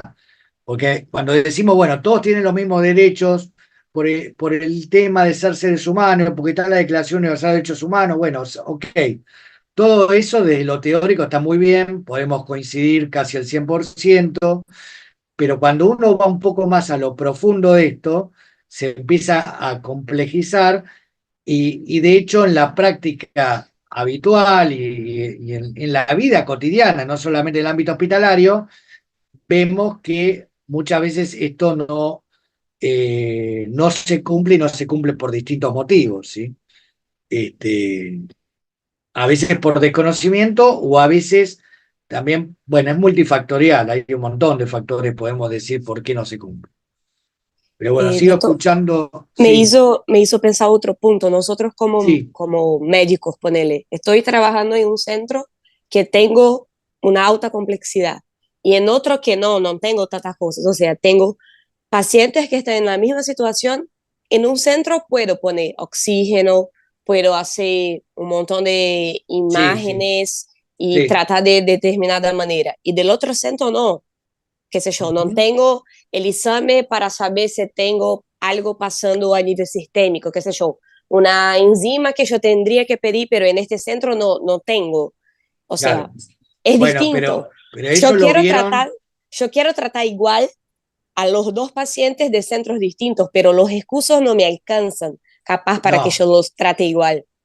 por supuesto, no, está muy bien tu aporte, pero eso también lo vieron con la doctora, o sea que el tema de la Lex Artis, o sea, uno también está limitado muchas veces, como vos decís, por el lugar donde trabaja y las condiciones en las cuales trabaja, y eso es un factor a ser tenido en cuenta, ¿sí? El concepto de dignidad tiene que ver con cuestiones más, no tanto con la parte tecnológica, instrumental, sino tiene que ver con la consideración hacia el paciente independientemente de los recursos que vos cuentes. O sea, vos podés dar un trato digno dentro de ciertas posibilidades a toda persona, más allá de las limitaciones que vos tengas, como bien vos decís, ¿no? Podés tener en cuenta ciertas concesiones, porque tiene que ver con la escucha, tiene que ver con cuestiones más propias, más humanas, por así decirlo, que tecnológicas, ¿sí? Lo otro ya, bueno, escapa a tus posibilidades, ¿no? No tiene que ver con tus posibilidades, que vos tengas instrumental o no lo tengas, que vos tengas determinada tecnología, no la tengas, escapa a, a las posibilidades tuyas, ¿no? ¿Se entiende?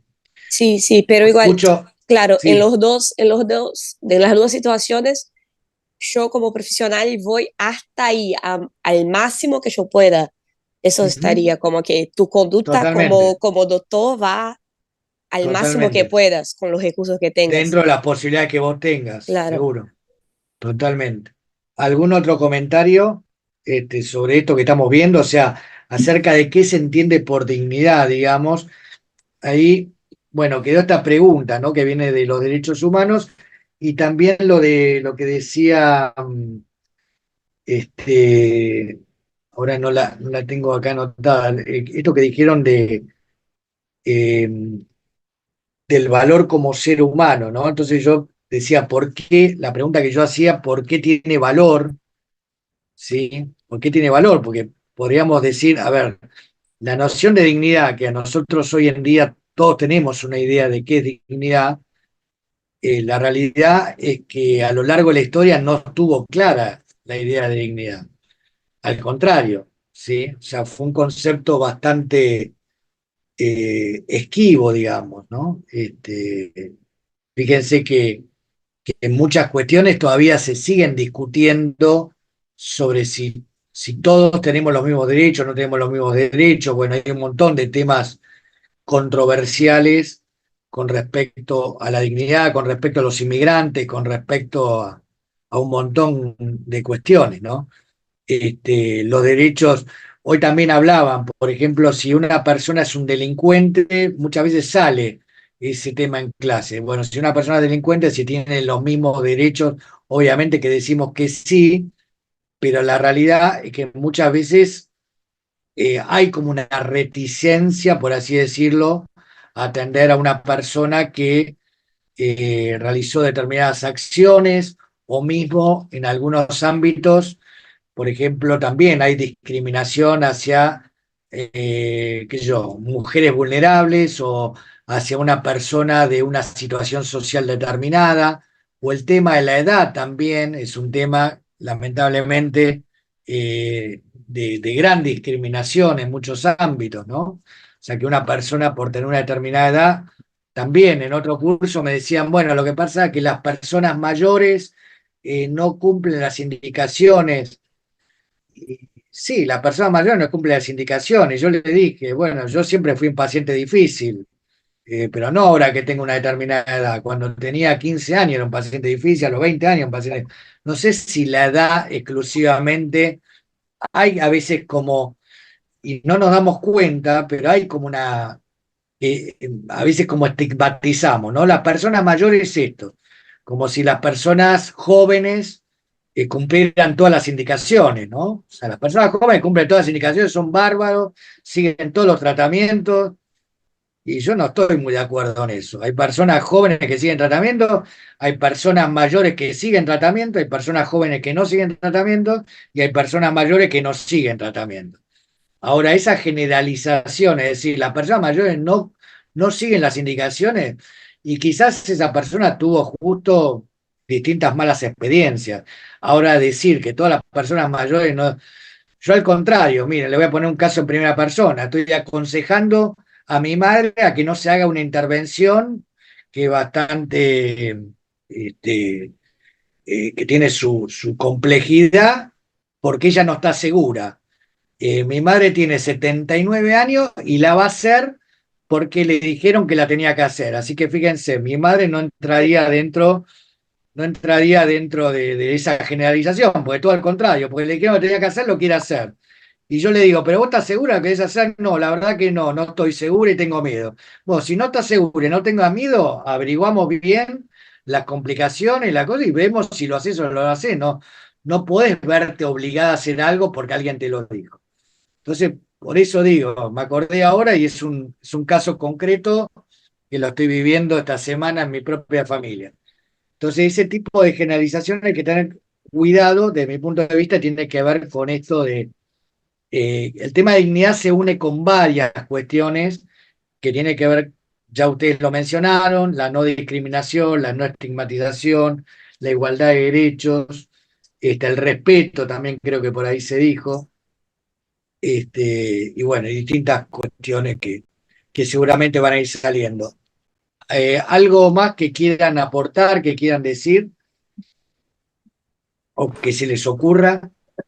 Doc, una consulta. Y cuando hablamos que todo ser humano es un fin en sí mismo, Sí, podemos hablar de dignidad también, está todo eso, asociado.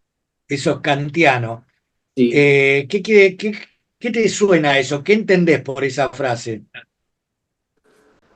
Me suena que todo ser humano tiene un valor, o todo ser humano no posee un precio, no posee un valor. Entonces, tenemos que tratar con honor y autonomía. Sería, o sea, Está respetamos el ser bien. humano, las Bueno, ahí autonomías de él. justamente, ahí justamente choca con esto que estábamos discutiendo antes, ¿no? Si todo ser humano es un fin en sí mismo y no es un medio para otra cosa, ahí podríamos llegar a entrar el conflicto de este tema del hospital escuela, digamos. Si es un fin en sí mismo, o dejemos el hospital escuela, porque quizás, pero un hospital en general, que no sea escuela. Saquemos el hospital escuela, un hospital en general. O sea, si una persona tiene derecho a negarse a ser revisada decenas de veces durante un día o no tiene derecho. Si nosotros decimos que la persona es un fin en sí mismo, no un medio para otra cosa, tendríamos que llegar a la conclusión que cualquier persona tiene derecho a ser indagado, como también tiene derecho a no ser indagado, digamos, en contra de eso que dijimos ahí, ¿no? Que todas personas son un fin en sí mismo, ¿sí? Todo tiene que ver también con un consentimiento, por eso hablamos clases pasadas de un consentimiento. Obviamente que si la persona acepta, tenemos mucho más que hablar, porque es una decisión de la persona. Ahora, si la persona no acepta y aún así se actúa sobre la persona, bueno, ahí entraría el problema, ¿no? Porque estaríamos actuando contra la voluntad de la persona, ni más ni menos. Entonces, todo lo que estuvimos viendo el primer día de clase no tendría sentido, no tendría lógica, y sería una pérdida de tiempo. Perdieron el tiempo ustedes y yo dando la clase. Porque bueno, al fin y al cabo se hace, volvemos a lo mismo, volvemos al inicio del paternalismo. Bueno, yo soy el que sabe, yo soy el que tiene la verdad revelada y yo soy el que impongo al otro, ¿no? Volvimos a la etapa previa a la bioética, digamos. Justamente la bioética viene para romper con esto de alguna forma, y a tratar de equilibrar la relación entre las partes, que no prevalezca ni una ni otra sobre, o sea, que haya un equilibrio entre las partes, ¿sí? pero esa frase de que todo ser humano es un fin en sí mismo tiene que ver con eso, tiene que ver con la no instrumentalización, con la no cosificación, con la no objetivización. El otro no es un objeto a disposición de uno, ¿sí? No es algo, no es un cuerpo, no es un muñeco, sino que es una persona igual que yo. Simplemente que en ese momento encima, igual que yo, la diferencia es que en ese momento está sufriendo encima o que está pasando un mal momento. Encima, esa es la diferencia. Entonces está en una situación de inferioridad, por así decirlo, con respecto a mí, porque yo estoy bien y lo estoy viendo desde otro plano, porque yo estoy en un plano de saludable frente a ese plano, que también es todo un tema muy interesante y ustedes lo saben mucho mejor que yo no me voy a poner a hablar de este tema porque es un tema específico de ustedes, pero el tema de la enfermedad y eh, el tema de la salud y de la falta de salud es un tema apasionante. Es un tema apasionante desde lo teórico, desde lo práctico no es tan interesante porque cualquiera de nosotros, creo que todos ustedes en algún momento deben haber estado en algún momento enfermos, a lo largo de su vida, y todos los que han experimentado la enfermedad en mayor o menor medida, o de un familiar, pero sobre todo cuando uno la experimenta, uno empieza a ver las cosas distintos, ¿no? Porque uno se siente débil, uno se siente, le duele la cabeza, no tiene fuerzas, no tiene ganas, el estado de ánimo se modifica, las cosas que a uno le gustan le dejan de gustar, no tiene ganas de hacer a veces nada, no tiene ganas de salir, no tiene ganas de ver amigos, no tiene ganas de familiar, no tiene ganas de ver a la pareja, no tiene ganas de hacer las cosas que le gustan habitualmente, y eso tiene que ver con un estado de enfermedad muchas veces y se modifica toda la percepción de la realidad.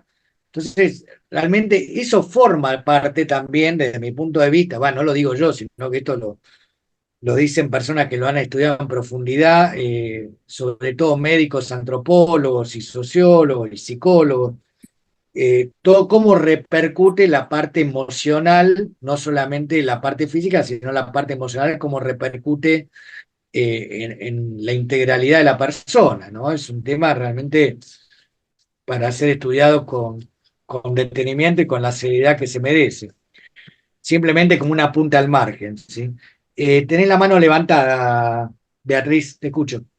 No, quería agregar nomás porque estoy rotando ginecología, Sí, ando sexto, y me ha pasado situaciones que estoy en el hospital escuela. No quería poner este ejemplo, pero me parece que pasa donde el paciente ya es una, digamos, una especialidad que para mí como mujer es una especialidad más, digamos, delicada, digamos así, por el tema de todo que se engloba la cuestión femenina. Y yo estaba con una doctora la acompañando y vino la paciente a hacer un control. Y el momento de hacer y la cama ginecológica y todo, ella me miraba y yo, digamos, no sabía qué hacer porque estaba con la doctora, por ejemplo, tenemos que estar ahí. Y ahí la doctora vio la situación y dice así, esta es ella, está para recibirse, es casi doctora y está acá acompañando, pero usted quiere que ella salga, es su derecho decir sí o no. Vos tener podés elegir si quiere ella acá o no, y la paciente dice, ah, yo puedo elegir, porque yo pensé que, digamos, no podría porque es un hospital, todo, no, no, podés elegir, y ella dice, entonces prefiero que ella salga. Y yo salí y me quedé pensando que me parece que no son todos los pacientes, como estábamos hablando de esto, que saben de los derechos que tiene cuando entra en el hospital. Entonces me parece que como médica yo debería de alguna forma, digamos, tratar de hablar y esta cosa de consentimiento informado cuando haga un procedimiento, cuando a lo menos, digamos, hablar con la paciente, saludarla, decir de alguna forma cuáles son sus derechos ahí adentro conmigo, digamos así. para que yo en ningún momento saque la libertad y tampoco la autonomía de ella. Sí, yo creo que no, que muchos pacientes no tienen noción de sus derechos. Va, creo no, lo sé que no tienen, porque lo sé, pues trabajo en esto y lo veo, que no tienen conocimiento. Y hoy también a la mañana una alumna eh, justamente contó, ya que sacaste el tema, contó su experiencia, que fue madre y que sí, que estuvo en esa situación, no sé bien cómo fue, lo relató hoy en la clase, que estuvo en esa situación que de repente tenía 10 personas mirándola, y fue fuerte el relato, porque claro, ella es alumna de medicina, está en el último año, igual que vos, y de repente estuvo en el otro lado, digamos, y no le gustó la situación. O sea, no le gustó, porque ella estaba en una situación de parto y de repente había, según el relato de ella, 10 personas que la rodeaban y ella no quería ser rodeada por estas 10 personas. Y bueno, yo simplemente eh, cuento el relato de ella y bueno, no fue un buen Agradable. momento, digamos. No se le dio esa opción que vos das, que vos estás dando, que vos estás diciendo.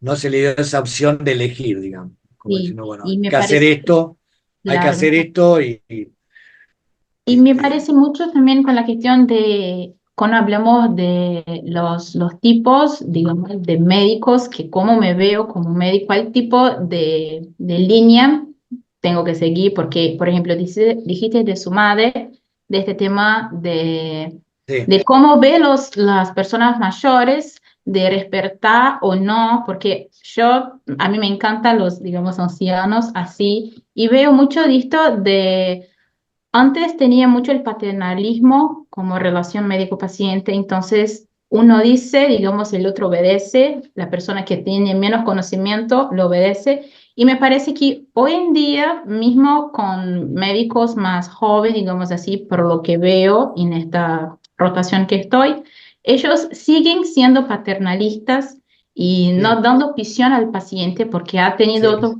otro alumno que entró con otra doctora y la paciente pidió para que él salga y la doctora dice, no, él no va a salir porque él es médico. Entonces, fue una situación que dice que no le gustó tampoco. Entonces, creo que nosotros en medicina vemos mucho de lo que no queremos hacer como médicos, más de lo que queremos. Y acá veo que sí, y uno también ve sus valores siendo, digamos, aparecen sus valores como persona y como ser humano, imponer en lugar del otro. De tipo, fue una situación horrible que yo la vivencié y me encantó que la doctora dio la opción para que yo salga. Tipo, bueno, qué bueno que ella dio, pero hay personas que no. Y esto me parece muy bueno de saber identificarlo, de que no hacer y lo que hacer en el día a día médico. Y fíjate, a ver, volvemos a la primera clase, ¿no? Un poco con esto que vos estás diciendo, y no está mal volver a la primera clase porque en realidad esa es la idea. Esto es como un curso que empieza, tiene todo un desarrollo, tiene un inicio, un centro, digamos, y una conclusión, y bueno, que vamos llegando a la conclusión. Y vos dijiste algo que tiene que ver con la primera regla lo que se llama la regla de oro de la ética, digamos, y la moral, que es una regla que se repite a lo largo de la historia y a lo largo de las tradiciones, y que incluso lo toman distintas religiones, pero que pueden no tomar las distintas religiones, ¿no? En el sentido de actuar como a uno le gustaría que actuaran con uno, ¿no? Obra de tal modo que a uno le gustaría ser tratado, ¿no? Entonces, si a uno le gusta que lo respeten, creo que todo, yo no conozco a nadie que no le guste que lo escuchen, ¿no? Creo que a todos nos gusta que nos escuchen, todos sentimos que nosotros somos lo más importante y que merecemos la atención, a veces, hasta a veces excesivamente, ¿no? Nos creemos el centro del mundo, pero bueno, salvando cuestiones narcisistas, lo digo medio en chiste, todos queremos ser escuchados, todos queremos ser respetados, todos queremos ser tenidos en consideración. Si nosotros queremos eso para nosotros, ¿por qué un tercero no debería recibir esa misma consideración, ese mismo trato, ese mismo respeto? O sea, ¿qué es lo que hace que ese tercero es distinto a mí? Simplemente que yo tengo un título y el tercero está tirado en una cama, esa sería la diferencia. Bueno, son cuestiones a pensar.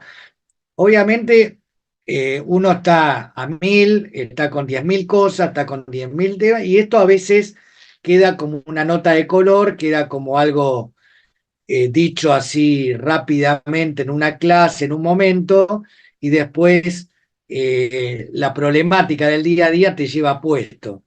Pero son cuestiones para que uno las tenga en cuenta, ¿no? Para que uno las tenga en cuenta y para que cuando uno ve, che, esto me parece, hay algo que me hace ruido, me parece que esto no va por este lado.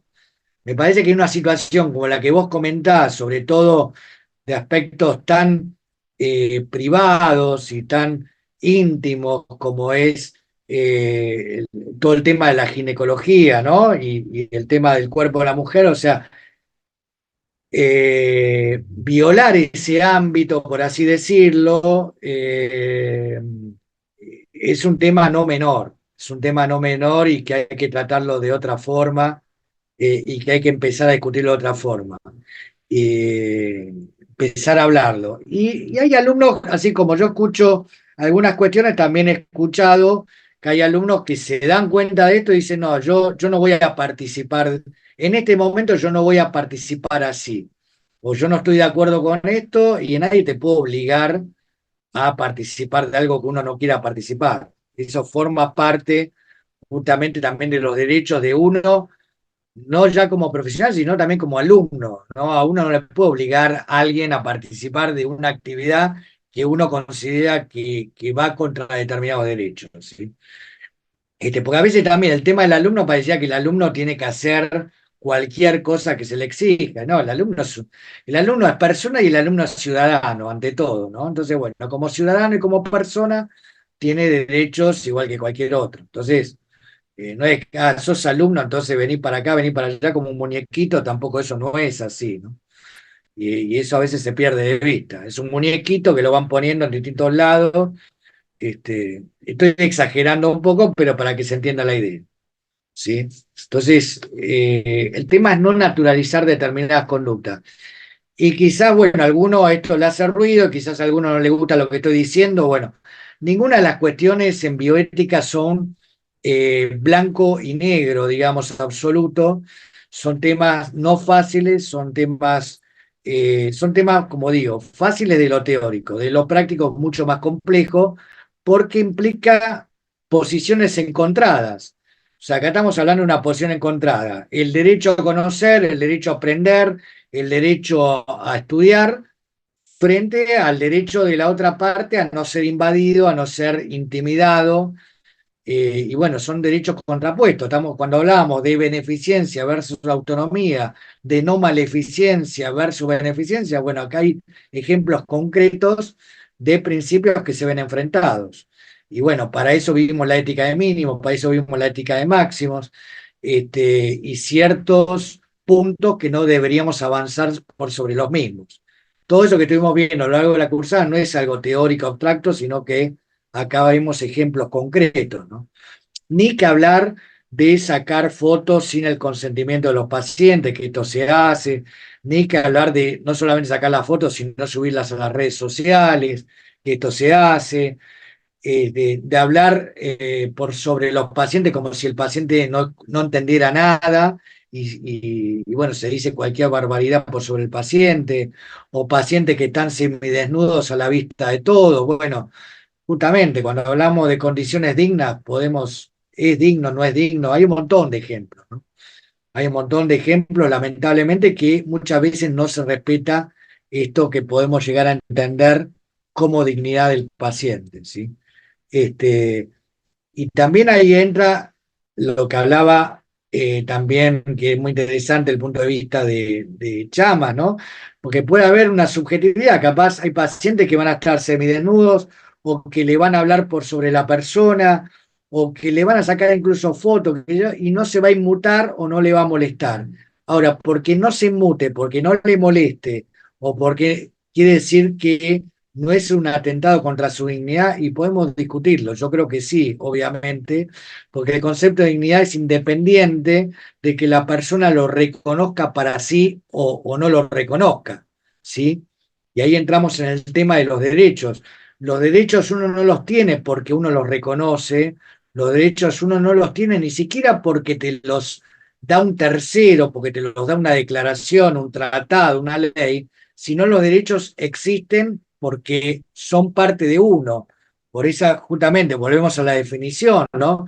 Por la condición de ser humano. Entonces, después yo la próxima semana les voy a subir un PowerPoint que es bastante larguito, les pido que lo lean, que sobre todo el tema de dignidad, es un tema que yo dediqué varios años al estudio del tema de la dignidad. Le voy a subir un Power que tengo de unas 130 filminas. Tengo otro más largo todavía que habla de distintas cuestiones de dignidad.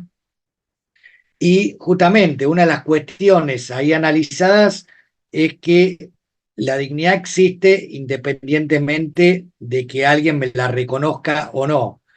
Porque si de repente un determinado poder político dice que los niños no tienen dignidad, que los ancianos no tienen dignidad, que los discapacitados no tienen dignidad, y se saca una ley en ese sentido, bueno, dejarían de tener dignidad y dejarían de tener derechos. Bueno, esto no es así. O sea, desde un punto de vista de una ley positiva, de una ley que existe, sí, pero de un punto de vista de lo ético y de lo que se llama eh, el derecho internacional de los derechos humanos, no sería factible que a un sector de la población se le quite dignidad o se le quiten derechos arbitrariamente, ¿sí? Ahí entraría el tema de la arbitrariedad, entraría el tema de la discriminación y entraría el tema de la estigmatización, ¿sí? O sea que un determinado grupo social, por ser de un determinado grupo social, no tenga derechos, ¿sí? Como a veces lo vemos en el ámbito de la salud en algunos países, y ya lo hemos charlado con el tema de las vacunas, que automáticamente por tener una determinada edad no se daba determinados tratamientos, no se daban vacunas simplemente por tener una determinada edad. Entonces ahí se consideraba que no tenían la misma dignidad por tener una determinada edad o por tener una determinada discapacidad, lo mismo. Esto ha sucedido y ha sucedido hace 2 años y ha sucedido en países del primer mundo, ¿sí? Sucedió en países del primer mundo. O sea que por determinada condición no se le administraba vacunas o determinado tratamiento. Por decir, bueno, se buscó una fundamentación, pero después hubo una réplica desde otros países y justamente desde el derecho y desde la bioética, como diciendo, bueno, esto no es adecuado considerarlo de este modo, ¿sí? Obviamente que es un tema que lo podemos debatir y discutir y demás, pero bueno, que hay bastantes documentos al respecto. No sé si alguien quiere decir algo más,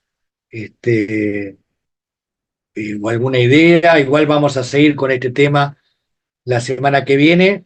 De este tema se derivan un montón de circunstancias y de situaciones durante la vida del paciente, en el inicio de la vida del paciente y al final de la vida del paciente, ¿sí?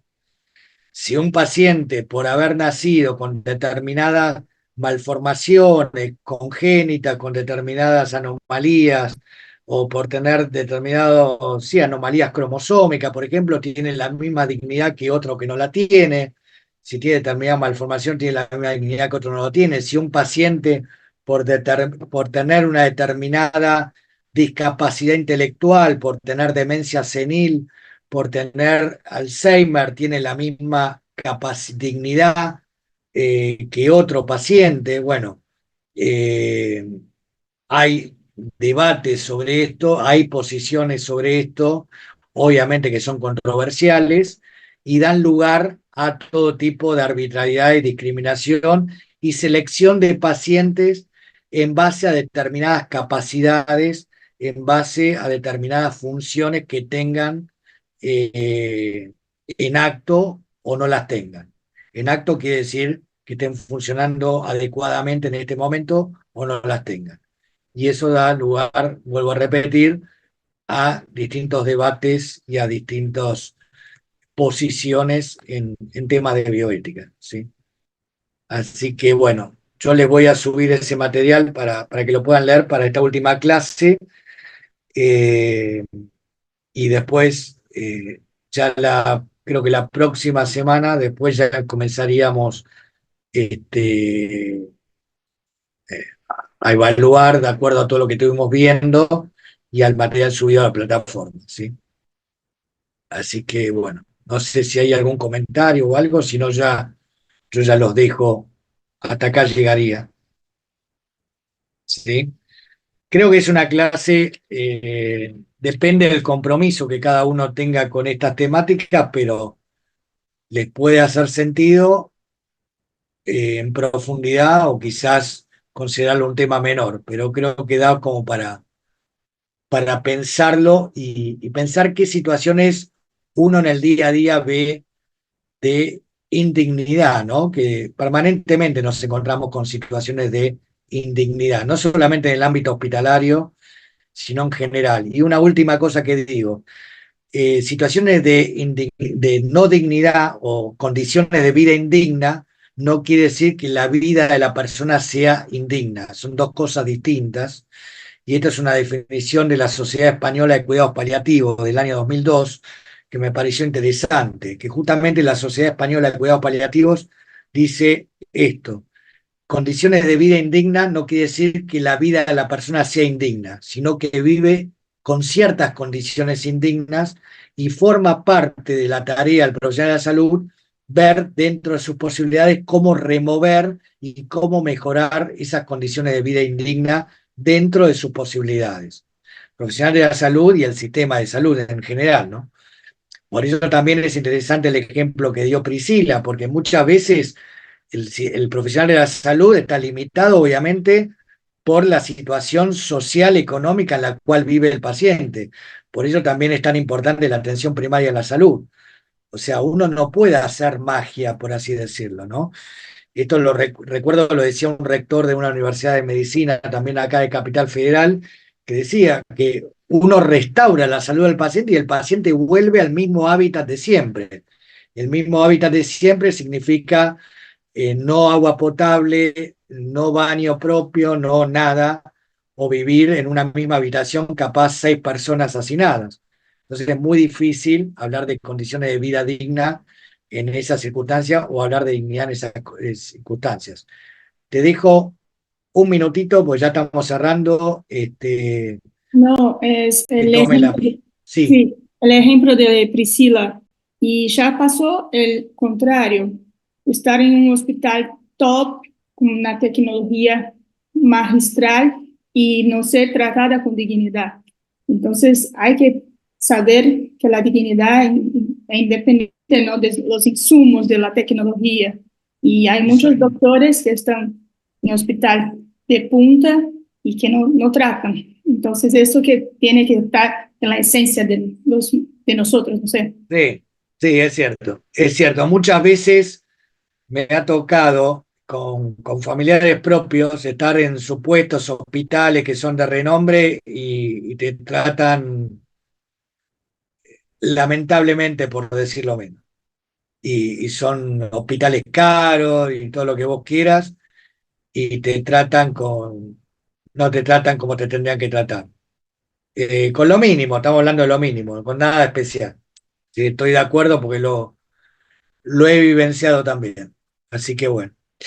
Bueno, los dejo. Espero que les haya quedado alguna idea de todo esto, que les haya servido. Subo el PowerPoint, léanlo, y traten de venir con preguntas para el próximo viernes, que ya va a ser nuestro último encuentro. Igualmente el viernes seguro, casi, no lo quiero garantizar, pero casi seguro que va a ser en aula. Hoy seguía con tos, por eso es que lo hice por Zoom, pero el viernes que viene seguro que va a ser presencial. Luma, tenías una duda, Luma, cierto, a ver, la última. Hola, hola, Sí, profe. No, sí, tengo dudas en relación. a los exámenes y eso, si querés escribime. Si es algo personal, particular, escribime y te contesto. ¿Hola? ¿Me escuchás? La perdimos a Luma. ¿Hola? ¿Me escuchás, Luma?